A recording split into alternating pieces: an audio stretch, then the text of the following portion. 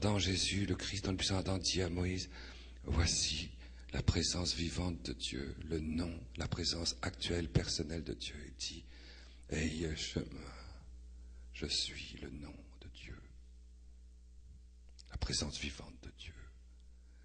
Et le petit-fils, le petit enfant dit, pendant des années, des siècles et des siècles, le peuple de Dieu, le premier mot qu'il prononce, et puis ensuite tout le temps jusqu'à la fin de sa vie, comme Rabbi Akiba pendant qu'on l'écorchait vif, en l'an 90 après Jésus-Christ, on l'écorchait vif, il disait Shema. Et il est mort comme ça. Il a commencé, un fils d'Israël, c'est ça, c'est beau, c'est grand. Marie ne cessait de dire Shema. Écoute, tout était écoute dans la supervenue du Saint-Esprit en elle et l'obombration. Shema. Elle écoutait. Et puis, comme l'ange est venu, elle a été divinisée par cette nouvelle supervenue, et elle a dit je m'aime. Le même de Marie s'est rajouté au chemin. Et du coup, Jésus a dit la même chose que Marie. Et il a dit, dans la première cellule de son incarnation, il a dit je m'aime, me voici, Père. Le nom de Dieu est ainsi rentré dans le monde, dans la présence réelle de l'incarnation. Et dans nous, notre grâce, à chaque fois que nous disons oui, que nous nous engageons dans un choix éternel de l'incarnation de notre chair, pour dire oui à Dieu, à la manière de l'Immaculée Conception, dans la virginité de son cœur, il se passe ceci. Et nous sommes ouverts, nous sommes disponibles, nous laissons le Saint-Esprit et la Très Sainte Trinité libres de réaliser dans le corps mystique de Jésus, dont nous sommes les membres vivants, pour l'agrégation de l'Église. Nous sommes libres de laisser cette supervenue du Saint-Esprit opérer dans l'opération du Père, dans notre corps spirituel. Voilà la grâce d'aujourd'hui qui nous permet de nous engloutir dans la réalité vivante et incarnée de l'union hypostatique de Jésus, pour qu'il y ait la transverbération du monde, du ciel et de la terre.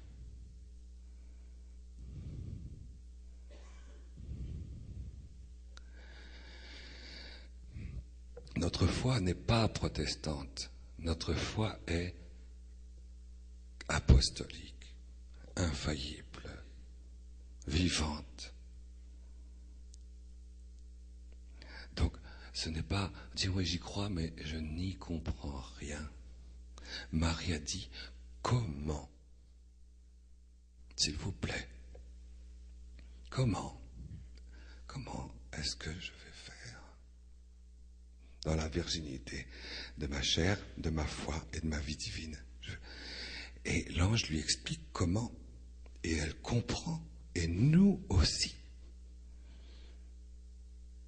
La doctrine infaillible de l'Église nous indique comment, surnaturellement et de manière simple, Dieu a le droit d'intervenir dans notre vie pour réaliser le mystère, pour réaliser la réalité chrétienne, la réalité de Jésus, qui fait que nous appartenons et nous vivons, et c'est Jésus qui palpite en nous. C'est le Verbe de Dieu qui fait vivre toute notre personne, plus que notre personne fait vivre notre propre personne. L'incarnation se répand. Vous savez, comme une...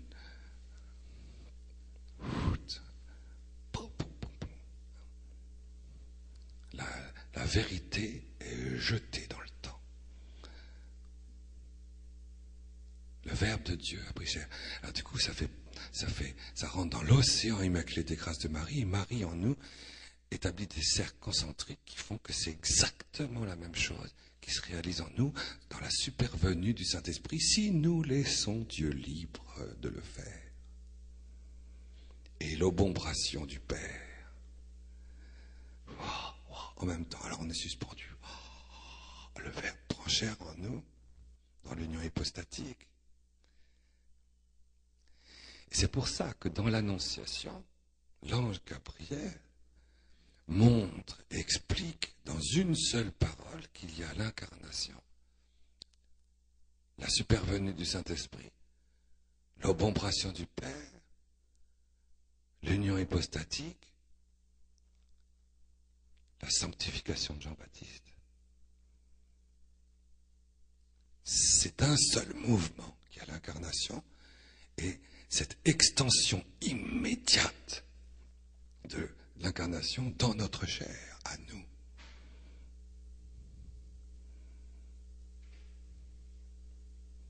Parce que vous êtes d'accord avec moi qu'on se dit, mais attends, l'ange Gabriel, il a dû se tromper. Nous, on est quand même bizarre avec l'ange Gabriel. Le nombre de gens qui pensent que l'ange Gabriel, il se trompe. C'est dingue, hein? L'ange Gabriel ne se trompe pas. Il dit, attends, il annonce à Marie l'incarnation de Dieu. Et il va rajouter une histoire de famille, là, ta cousine, elle est stérile. C'est quand même pas la même chose. Eh bien, si. C'est la même annonciation. C'est la même annonciation, c'est la même réalisation, c'est la même obéissance, c'est la même supervenue du Saint-Esprit. Et oui, bien sûr, aussitôt qu'il est là, aussitôt, le Verbe dit « je m'aime, me voici » et il vient s'engloutir dans le chemin de Jean-Baptiste pour qu'il y ait un chemin céleste de son corps mystique tout entier.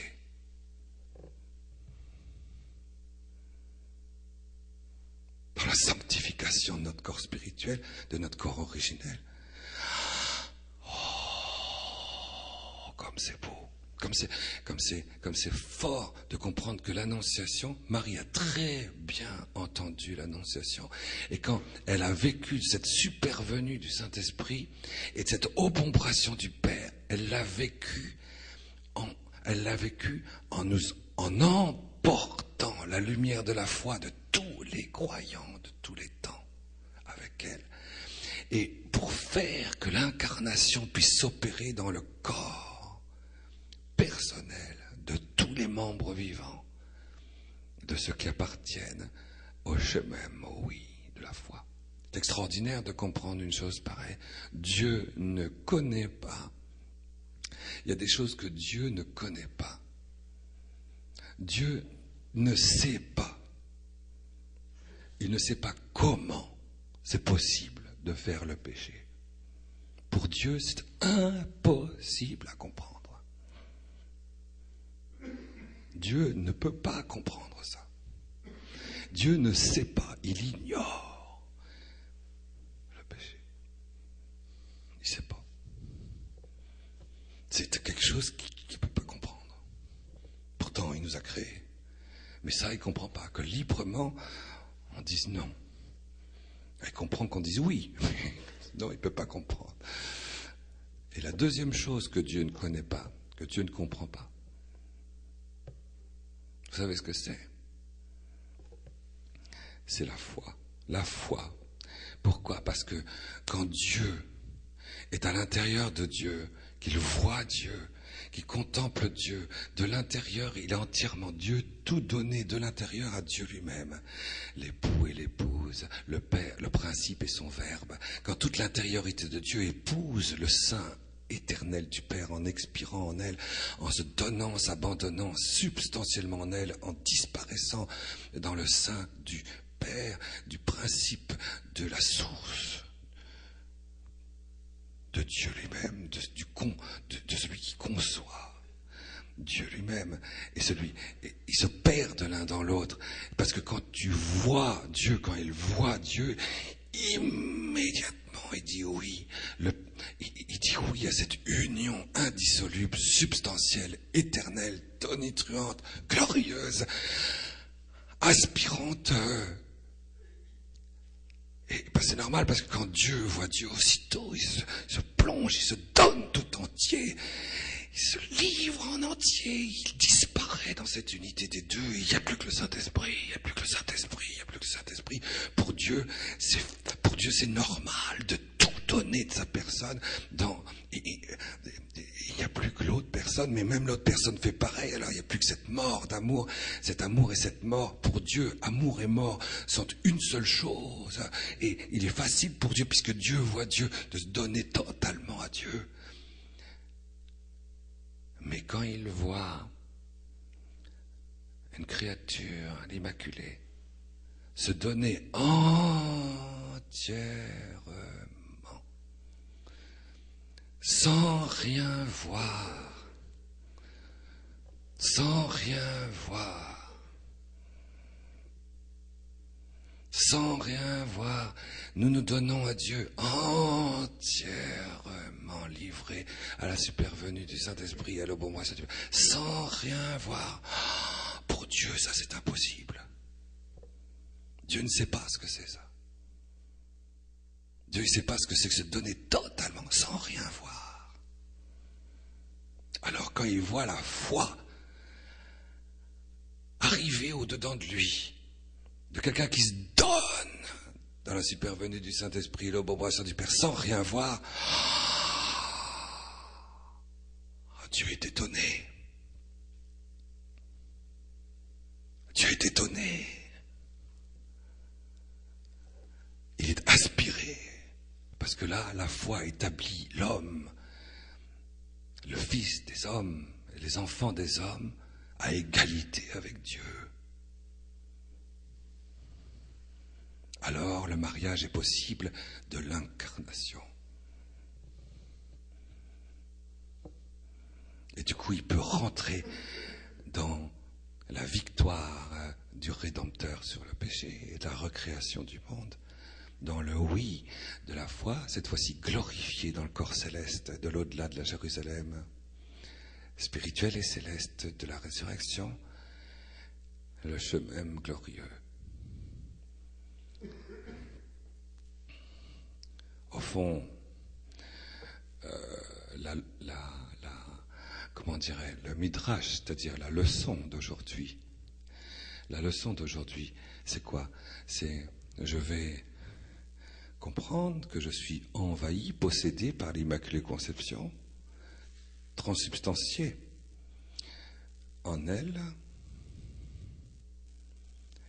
et je lui donne toute liberté à l'Immaculée, bien sûr, de servir de moi comme d'un instrument vivant, pour que se renouvelle la supervenue du Saint-Esprit dans toutes les libertés profondes et cachées de tous les hommes, à travers la mienne, cette obombration du Père, ce rassemblement du mystère de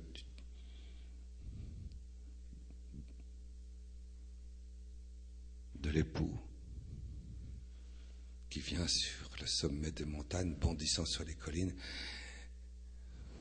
et qui vient pour incarner le règne du Sacré-Cœur, sur la terre comme dans le ciel, à partir du chemin du mystère de l'Annonciation, du monde nouveau et de l'incarnation, du mystère de l'Église, l'ouverture de la Jérusalem céleste à l'incarnation de cette joie du Père de venir étreindre dans la supervenue du Saint-Esprit, dans la réalité du corps, de la chair, du sang et de toute la personne humaine et de leur communion avec les autres pour réaliser enfin l'heure qui l'attend. L'heure est venue, évidemment. Le monde nouveau est là et quelque part,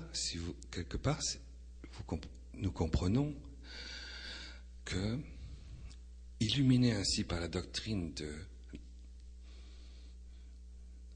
vivante, nous allons faire cela. Nous allons faire cela. Nous allons dire, voilà, me voici. Du moins, c'est l'Immaculée Conception dans tous ces enfants qui, à travers nous, va dire, me voici. Et moi, je suis la bouche de de tout le corps mystique de Jésus sur la terre et dans le ciel en même temps. Et je suis moi la voix, quand je dis me voici, pour qu'il y ait une nouvelle, réelle, supervenue du Saint-Esprit, obombration du Père, et que quelque chose de nouveau déchire le ciel dans ma terre et ma terre dans le ciel de la Jérusalem céleste.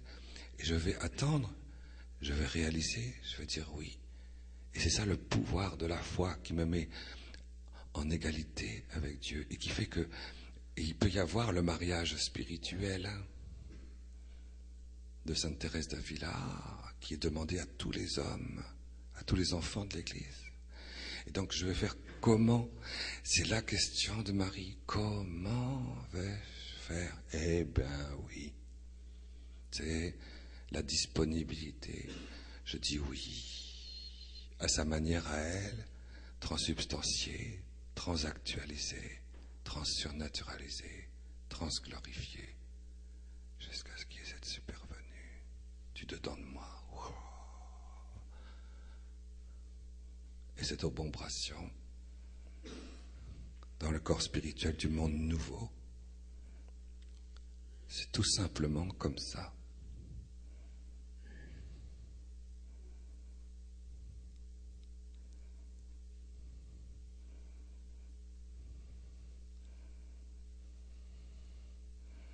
Tout simplement. Et avec ça, après, je vais communier.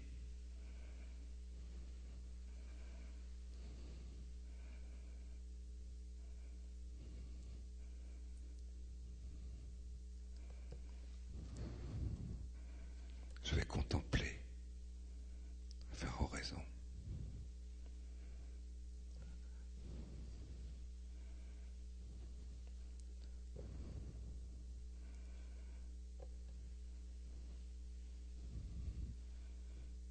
Je vais avoir la foi.